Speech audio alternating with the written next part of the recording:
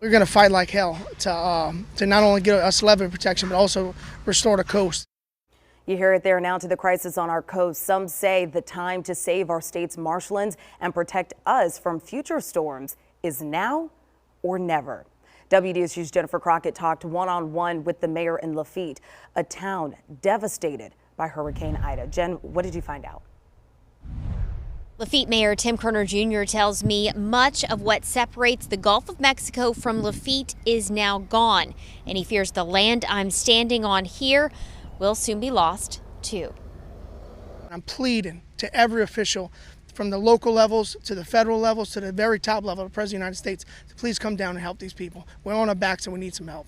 Aerial pictures from before Hurricane Ida and after show the damage to Lafitte's marshland. There's not much left between Lafitte and the Gulf.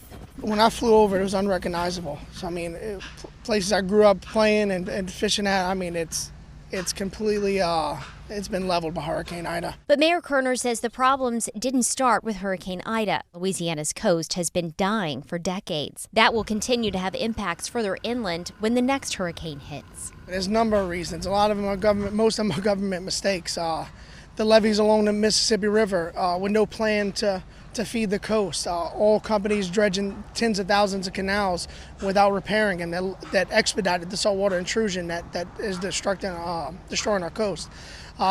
And also, look, it doesn't help to have the largest pump in the world pumping right north of us and filling this place up with that salt water. Kerner wants protection from those pumps at the West Closure Complex, too. They're just about 3 miles from here. Lafitte lost the Ida flood fight by just inches, and he says if those pumps hadn't pushed more water here, the flood would have been substantially less.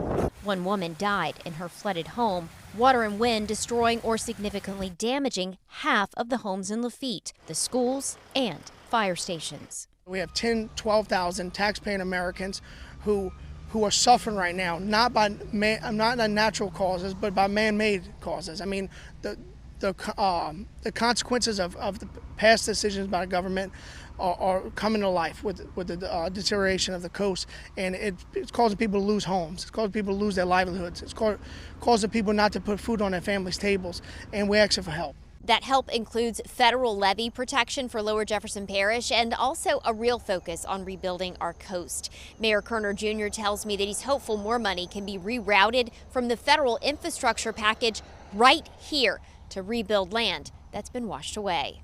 Reporting in Lafitte, I'm Jennifer Crockett. Back to you.